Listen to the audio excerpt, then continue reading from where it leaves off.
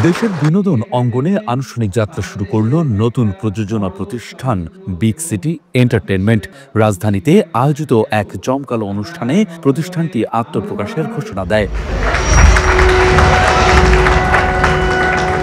অনুষ্ঠানে জানানো হয়, প্রতিষ্ঠানটি শিগগিরই বেশ কিছু নাটক নির্মাণ ও প্রকাশ করবে। এতে অংশ নেবেন জনপ্রিয় তারকা ফারহান, জোভান, তৌসিফ মাহবুব, মোশাররফ করিম, জাহের আলভী, শামীম হাসান সরকার, প্রান্তর দস্তগীর, কেয়া পায়েল, সুমনা, তাসনুভা তিশা, শ্যামন্তী সৌমি সহ আরো অনেকে। বিগ সিটি এন্টারটেইনমেন্ট আজকে তাদের পথ চলা শুরু করছে।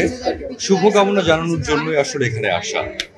বিগ সিটি এন্টারটেইনমেন্ট অনেক ভালো করুক, অনেক সুন্দর সুন্দর প্রোডাকশন করুক, অনেক ভালো ভালো কাজ নিয়ে মানুষের সামনে আসুক, এই প্রত্যাশা জানাতে, শুভকামনা জানাতে। বিগ সিটির সঙ্গে আমার প্ল্যান চলছে, সামনে একটা কাজ করব আমরা। প্রথমত এখন যখন ইন্ডাস্ট্রিতে এইভাবে আলোচনা চলছে যে নাটকের বাজেট কমে গেছে, নাটক কাজ হচ্ছে না, উত্তরায় শুটিং বন্ধ হয়ে যাচ্ছে, মানে সব negative negative negative negative negative. ওর মধ্যে কিছু চ্যানেলস যারা আসছে পজিটিভ নিয়ে, ভালো বাজেট নিয়ে, ভালো কাজ করার সুযোগ নিয়ে, তাদের মধ্যে অবশ্যই বিগ সিটি একটা। এখানে অলরেডি দেখছেন পিছনে অনেক গুণী গুণী অভিনেতারা কাজ করেছেন। ভেরি সুন, ইনশাল্লাহ বাই নেক্সট মান্থ একটা চমৎকার প্রজেক্ট প্ল্যান করছি, যেটা নিয়ে এইভাবে আবার আপনাদের সামনে আসতে পারে। যতটুকু দেখলাম যে কটা কন্টেন্ট নিয়ে নামছে বিগ সিটি এন্টারটেইনমেন্ট, মোটামুটি সব প্যাটার্নের কন্টেন্ট তারা রেখেছে। এটা খুব পজিটিভ একটা দিক, বিভিন্ন আর্টিস্টের একটা মিশ্রণও আছে। সো আমার কাছে মনে হয় যে একটা চ্যানেল যখন গড়ে ওঠে, সব আর্টিস্ট চিন্তা করে যে ওই চ্যানেলটাতে আমি কাজ করার সুযোগ পাবো বা ওই চ্যানেলটা সবার চ্যানেল হবে। সো আমি বিশ্বাস রাখি যে ওরা হয়তো বা ইনিশিয়ালি যে ধরনের কন্টেন্টগুলো নিয়ে নামছে, কন্টেন্টগুলো বেশ ভালো লেগেছে, মানে প্রোমো ট্রেলারগুলো বেশ ভালো লেগেছে। সো আমি আশা করবো যে তারাও আসলে সবাইকে নিয়ে কাজ করবে, নির্দিষ্ট একটা গণ্ডির মধ্যে আবদ্ধ থাকবে না। যত চ্যানেল বাড়বে, যত আমাদেরকে সুযোগ দিবে কাজ করার, তো সুযোগ পাবো, আমরা কাজ করব বেশি বেশি। বিগ সিটি এন্টারটেইনমেন্ট নামে একটা চ্যানেলের লঞ্চিং হচ্ছে। এরা অনেক ভালো ভালো কাজ করবে, বড় বড় কাজ করবে উইথ অ্যারেঞ্জমেন্টস। এটার জন্য এখানে পার্টিসিপেট করা, আসা, সময় দেওয়া, দ্যাটস দ্য হোল পারপাস।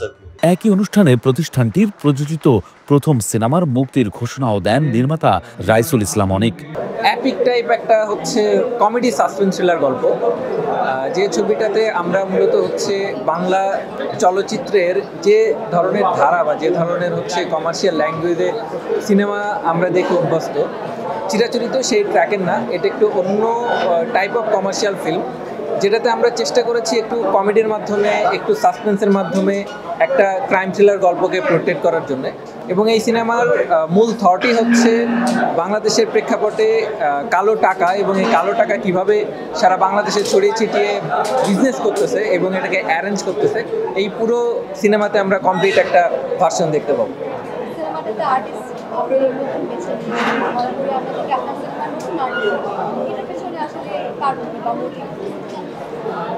আমার সিনেমাতে বরাবরই আমি একটু নতুনদেরকে প্রায়োরিটি দিয়ে কাজ করার চেষ্টা করি। কারণ হচ্ছে দুইটা, একটা হলো যে নতুনদের মধ্যে যে ট্যালেন্ট নাই বা নতুনরা যে ভালো অভিনয় করতে পারে না, ব্যাপারটা এরকম না।